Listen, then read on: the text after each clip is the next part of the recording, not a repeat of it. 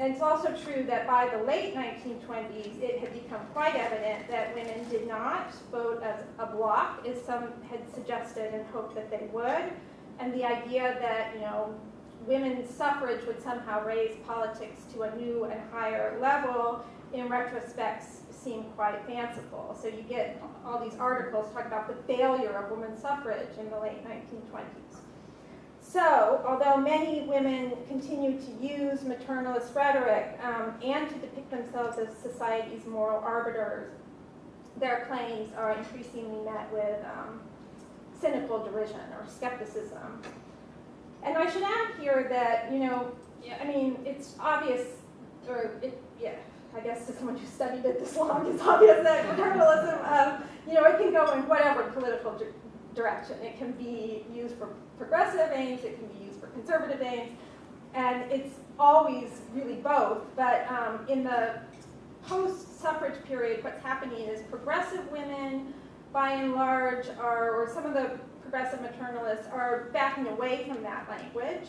And there's a rise of a grassroots conservative movement that I think has gotten not enough attention in the history of American women that is really taking off in this period, that is embracing this, what I call patriotic maternalism. And that what I'm going to talk about relates to that. So, so let's go ahead then and talk about the ways in which these shifts in the political sphere are also reinforced by shifts in these norms of emotional affect. The way that, what's happening in the political realm and what's happening in the so-called private realm are actually very intertwined. And the decline of this highly sentimental emotional style plays a big role in this. So well into the 20th century, popular culture frequently depicted the bond between mothers and their adult sons in an almost even romantic manner. In poetry and songs, men voiced their longing for their mother quite unselfconsciously, as in the following poem, which appeared in a military newspaper, Stars and Stripes. And you can see the second verse, he's longing for his mother, how I long for your smiles of gladness that are haunting my memory still, and the love in your eyes beseeching even now makes my pulses thrill. How you held me with hands so gentle, closely pressed to your throbbing breast. In that last fond embrace, I promised to live through the crucial test. The caress of your hair, soft silver, on my cheek, how I fain would feel. And from lips that are soft as roses, a sweet kiss I would like to steal.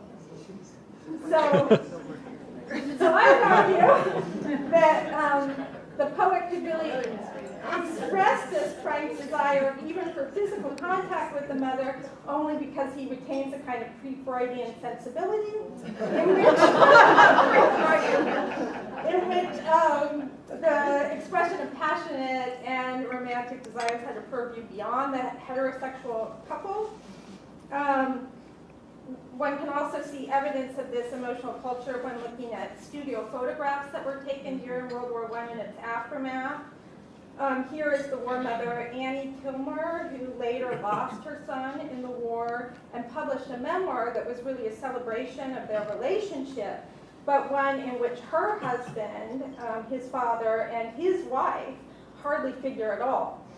And then here is a similar photograph. This is Pinky MacArthur, who is looking at an image of her son, Douglas MacArthur.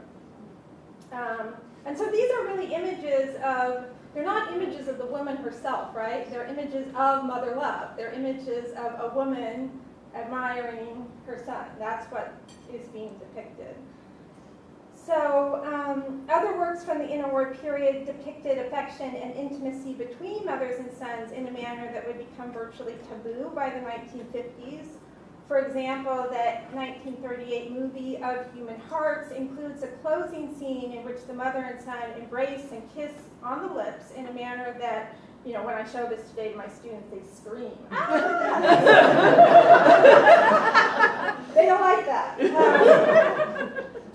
So by the 1950s, you don't see that in Hollywood anymore, and expressions of physical intimacy between mothers and their sons are almost always coded as pathological, and often evoke the specter of male homosexuality, as in the kiss between, the maturing candidate famous. It's pretty clear that Annie Kilmer and Peggy MacArthur, I'm not saying they're representative American mothers, they are wealthy, they're unusually self-assertive, their attachments to their sons may have been, especially powerful even by the standards of the time. But their behavior and self-representation fell well within the boundaries of maternal ideals. And this can be seen by exploring the Gold Star Mothers pilgrimages, which is what I'm going to spend the rest of my time talking about. This is this very unusual government program that provided for the women whose sons or husbands, if they remained unmarried, had died and been buried in American cemeteries in Europe. The government paid to have them go there, and they spent. It's unusual because the bill was passed in 1929, it's pre-New Deal, we have a very limited conception of what the federal government's responsibilities are, and yet they're paying to spend, taking women into their care for a full month. It takes a week on each side of the trip to travel, and they spend a full 2 weeks in mostly France, but there were Belgium and London cemeteries as well, where they are, shepherded about, they stay in first-class hotels. They are taken on sightseeing expeditions and shopping expeditions, as well as visiting the battlefields and the cemeteries. So, it wasn't all at once. There were a group of pilgrimages over the summers from 1930 through 1933 that took about 6,600 women. So, it's also notable, I should add, that Congress passed this legislation at virtually the same time that it stopped funding the nation's first and only federal program to improve infant and maternal health, the Shepherd-Towner Act, which had been passed in 1921. Congress allows it to lapse by not refunding it within months of appropriating funds for this program. So the pilgrimage legislation succeeded for two simple reasons: because mothers associations, war mothers associations, along with the powerful American Legion, persistently lobbied Congress for it, arguing that the government really owed them these pilgrimages, and because most Americans and virtually all politicians responded favorably to these appeals.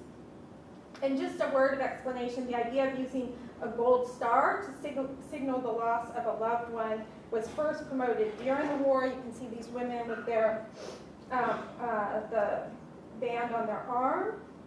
And it was an alternative to traditional black mourning garb, which the President Woodrow Wilson feared would be too depressing.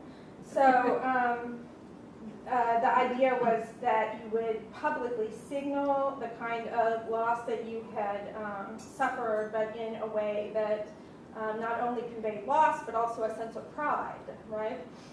And citizens were also urged to display flags in their homes and businesses with blue stars indicating the number of family members serving, and then if a serviceman died, a gold star would be superimposed on the blue star. And this is a tradition that still exists today. You still see this. Absolutely. So the campaign leading up to the pilgrimages and the subsequent press coverage centered almost exclusively on war mothers, although the final bill allowed unmarried war widows to take part, unmarried. So testifying before Congress on the need for the program, the mothers presented their loss. They used this sentimental language and presented their loss in really a almost possessive manner, emphasizing the pain they had suffered in childbirth. They argued that the bodies that fell in Europe were their bodies, the bodies that they had produced and sustained.